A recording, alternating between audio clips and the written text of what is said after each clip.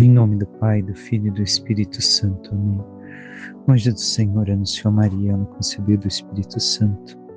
Ave Maria, cheia de graça, o Senhor é convosco. Bendita sois vós entre as mulheres, bendito é o fruto do vosso ventre, Jesus.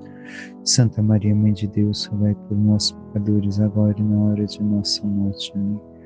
Eis aqui a serva do Senhor, faça-se em mim segundo a vossa palavra. Ave Maria, cheia de graça, o Senhor é convosco. Bendita sois vós entre as mulheres, bendito é o fruto do vosso ventre, Jesus.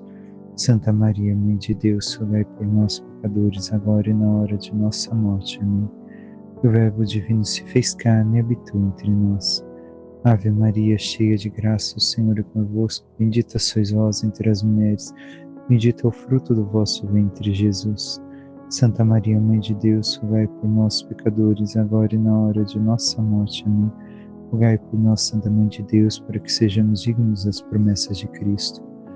Oremos, infundi, Senhor, em nossas almas a vossa graça, como vos pedimos, para que nós, que pela anunciação do anjo venhamos a saber o mistério de vossa encarnação, paixão e morte de cruz, cheguemos um dia à glória eterna dos céus, pelo mesmo Cristo, Senhor nosso. Amém.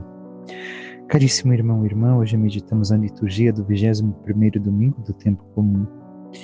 E a primeira leitura nos é dada do profeta Isaías. Fala de um administrador do palácio. Um administrador que está prestes a perder o seu lugar não é somente o administrador, é como se fosse o primeiro-ministro. E o que diz?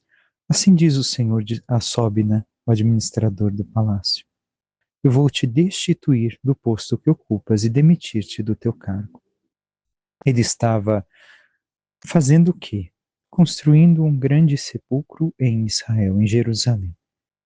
E por alguns outros motivos que aconteceram, o Senhor disse que ia tirar-me do cargo. Segue a leitura. Acontecerá que nesse dia chamarei meu servo Eliacim, filho de Hilcias.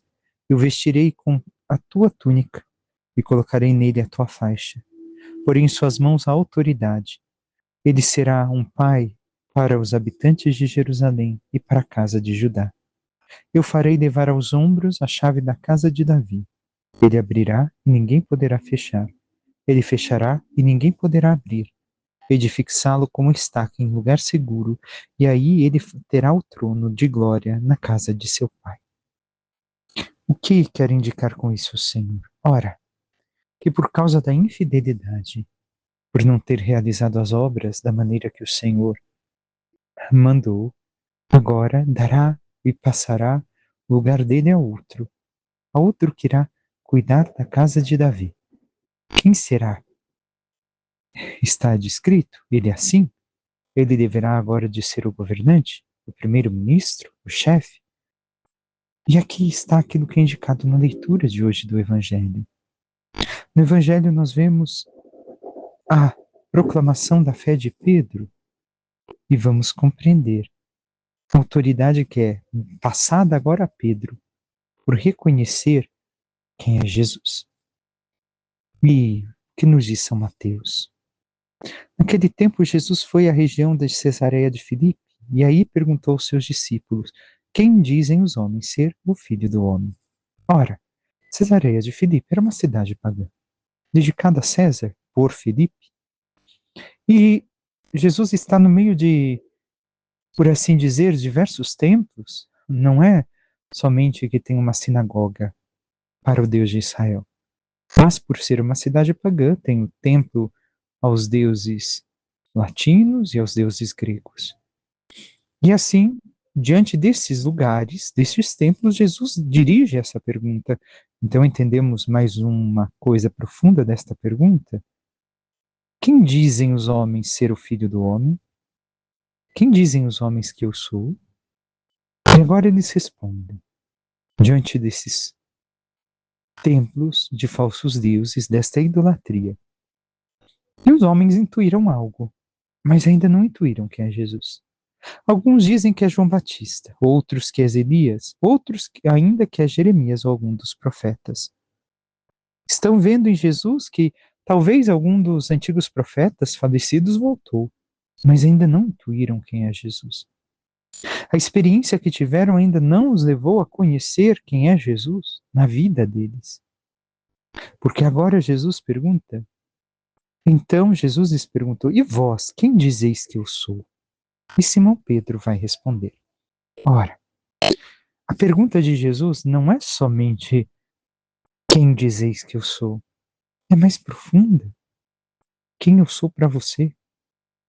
Que lugar eu ocupo na tua vida, no teu coração? E a resposta de Pedro, o que tem a indicar é justamente isso, o lugar de Jesus na vida de Pedro. Sabemos que depois Pedro vai falhar porque tinha uma outra noção, mas em certos momentos havia já uma certa lucidez de quem era Jesus para Pedro. E agora, Jesus também pergunta para mim e para você: que lugar eu ocupo no teu coração? Na tua vida? Sou um entre tantos? Sou um dos profetas? Que por mais que seja profeta, não é quem ele é? Ou quem eu sou?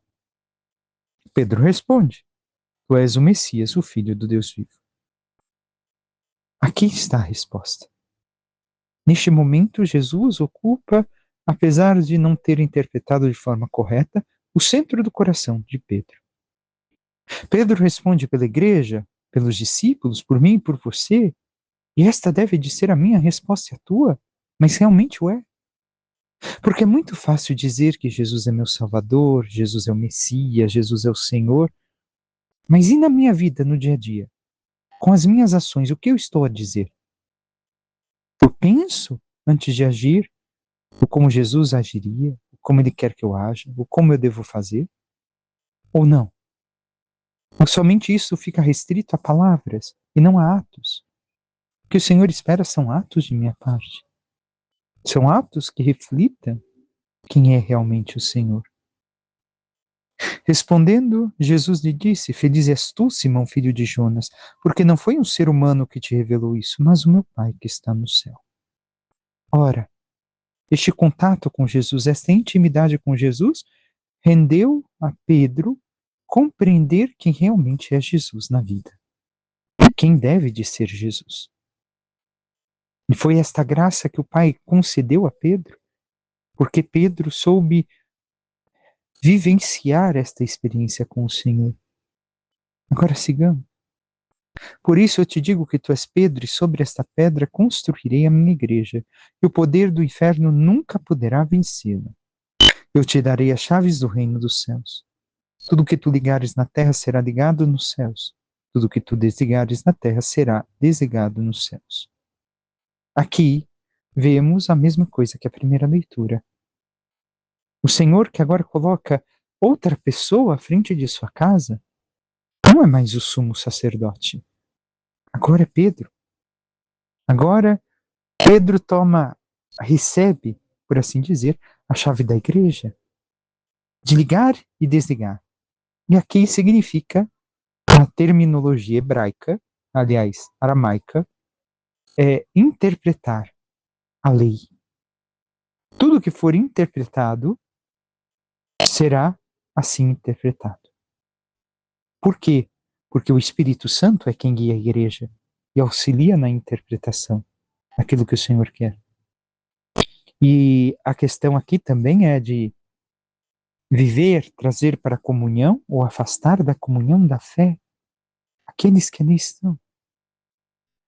Jesus então ordenou aos discípulos que não dissessem a ninguém que ele era o Messias.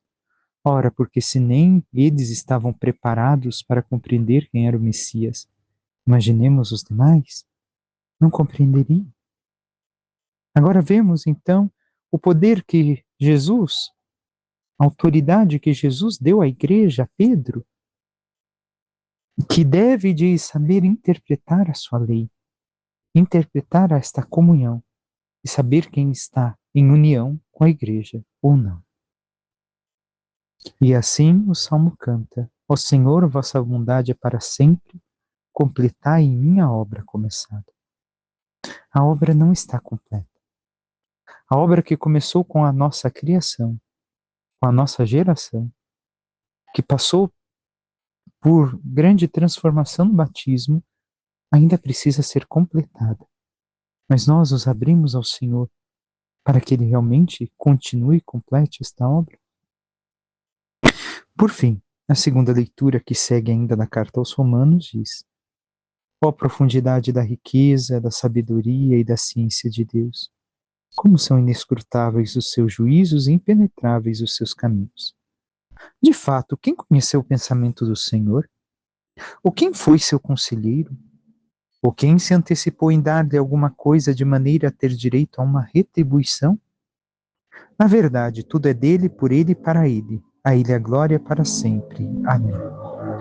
São Paulo nos coloca aqui um ponto de reflexão, não só uma doxologia ao final, mas que devemos de meditar quanto Deus está acima de nosso conhecimento, de nossas forças, quanto nós não temos direito a retribuição alguma, porque nós nada fizemos por primeiro algo a Ele para que mereçamos uma retribuição da parte dele. E assim São Paulo nos chama, nesta meditação, a amar ainda mais Deus, os seus juízos, os seus caminhos, e compreender que o que podemos conhecer e conceber daquilo que Deus tem a revelar é muito pequeno perto daquilo que Deus realmente é, que Deus realmente tem a nos dar. Peçamos à Santíssima Virgem Maria, nossa Mãe, que interceda por cada um de nós e nos ajude, cada vez mais, vivermos nesta total abertura ao Senhor, para que Ele possa realizar em nós a sua obra, compreendendo seus desígnios de amor, sua bondade, possamos crescer em sabedoria, nos ensinamentos de Deus, e vivendo cada vez mais aquilo que o Senhor nos chama a viver, amando e tendo como centro de nossas vidas, possamos crescer em santidade para um dia chegar à glória dos céus. Louvado seja nosso Senhor Jesus Cristo, para que sempre seja louvado.